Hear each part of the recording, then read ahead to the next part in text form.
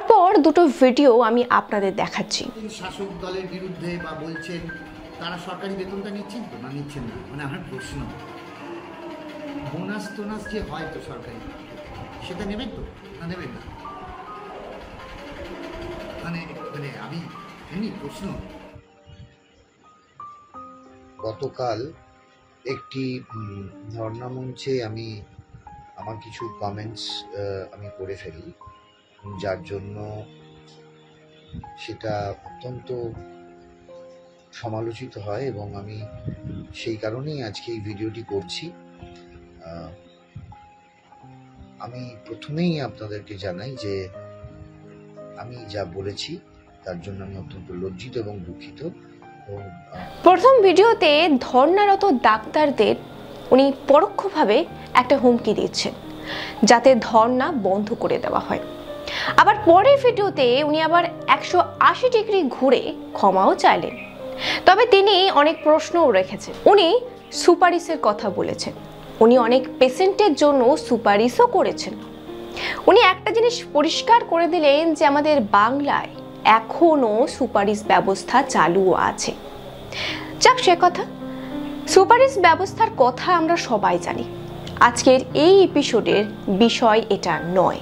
আজকে একটা জিনিস পরিষ্কার, আমাদের মাননীয় বিধায়ক ও কমেডিয়ান মিস্টার কাঞ্চন মল্লিক খুব তাড়াতাড়ি একজন বড় নেতা হতে চলেছেন। নেতাদের মধ্যে যে গুণগুলো থাকা উচিত সেই গুণগুলো ওনার মধ্যেও আছে। যেমন প্রথমে উনি যে কথা বলেছিলেন সেটা চিন্তা ভাবনা করে উনি বলেননি, হয়তোবা পপুলারিটি পাওয়ার জন্য ওই কথা বলেছিলেন। নেতারা তো বিতর্কিত মন্তব্য করার জন্যই সব সময় তৈরি থাকে, পরের মুহূর্তে বিতর্কিত মন্তব্য করার জন্য ক্ষমাও চাইলেন। উনি এটা প্রমাণ করে দিলেন যে ওনার কথা মূল্যহীন। যাক সে কথা, ওনার লাভ এক্সপ্রেস সিনেমার একটি ডায়লগ আছে না, জাতির ভবিষ্যৎ হওয়া আর হলো না। সত্যি হয়তো তাই। মিস্টার কাঞ্চন মল্লিক, এককালে ওনার অভিনয় আমার খুব ভালো লাগতো, কারণ সিনেমার পর্দায় উনি একজন ভালো কমেডিয়ান। বাস্তব জীবনেও যে উনি একজন ভালো কমেডিয়ান আমার জানা ছিল না। আজকে একটা জিনিস আমার মনে হচ্ছে, উনি শিক্ষাগত যোগ্যতার দিক দিয়ে বিএ পাস হলেও সাধারণ জ্ঞান খুবই কম। জানি না আমরা জনগণ আর কতদিন পতাকার রং দেখে ভোট দেব, কাকে ভোট দিচ্ছি সেটা দেখব না। উনি প্রথম ভিডিওতে বলেছেন সরকার চিকিৎসকদের মাইনে দিচ্ছে। আচ্ছা, সরকারের কাছে এই পয়সা আসছে কোথা থেকে? জনগণের ট্যাক্সের পয়সা থেকে। যেখানে জনগণ কোনো প্রতিবাদ করছে না, যেখানে জনগণ চিকিৎসকদের পাশে আছে, সেখানে মাননীয় কমেডিয়ান কাঞ্চন মল্লিকের যে কী অসুবিধা হচ্ছিল আমি বুঝে উঠতে পারলাম না।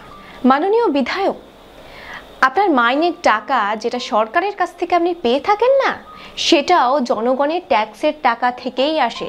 সিনেমায় যেমন আপনার দায়িত্ব থাকে দর্শকদের হাসানো, তেমনই বিধায়ক হয়েও আপনার কিছু দায়িত্ব আছে, আর সেটা হলো জনসেবা।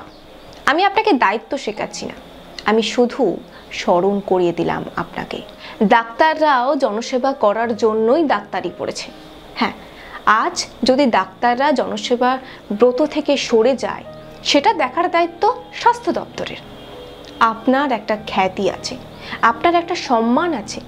একটা সেন্সিটিভ ম্যাটার যেখানে ধর্ষণ ও খুনের মতন ঘটনা ঘটে গেছে, একটি হসপিটালের মধ্যে একাধিক দুর্নীতির খবর আসছে, আন্দোলন তীব্র থেকে তীব্রতর হয়েছে।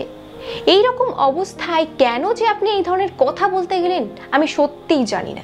আপনি কি চাইছেন তৃণমূল দলটার উপর জনগণের খুব আরো বৃদ্ধি পাক? আপনি তো আগুনে ঘি ঢালার কাজ করছেন। শুধু আপনি কেন, তৃণমূলে থাকা অনেক নেতাদেরকে আমি এখন দেখছি আগুনে ঘি ঢালতে ব্যস্ত। আমার তো মনে হচ্ছে বিরোধী দলগুলো যত না ক্ষতি করছে না তৃণমূল দলটাকে, তার থেকেও বেশি ক্ষতি করছে তৃণমূল দলটাই থাকা কিছু নেতা। কি প্রয়োজন আছে এই রকম অবস্থায় এই ধরনের মন্তব্য করার? সিবিআই তদন্ত চালাচ্ছে, একদিন না একদিন সত্য সবার সামনে আসবে, খুনিও ধরা পড়বে। তখন এই আন্দোলন ধীরে ধীরে থেমে যাবে। আপনারা নিজেদের ছবি তো খারাপ করছেন, সঙ্গে পুরো তৃণমূল দলটাকেও কাঠগড়ায় দাঁড় করাচ্ছেন। একটা রাজনৈতিক দলের সবাই খারাপ হতে পারে না, কিন্তু কিছু নেতার কারণে একটি রাজনৈতিক দলকে পতনের মুখ দেখতে হয়, তৃণমূল। এই দলটার ক্ষেত্রেও তাই হচ্ছে। আমি মুখ্যমন্ত্রী মমতা ব্যানার্জির উদ্দেশ্যে বলছি, আপনার সেই পুরনো চেহারাটা আজ কেমন যেন ফ্যাকাশে হয়ে গেছে।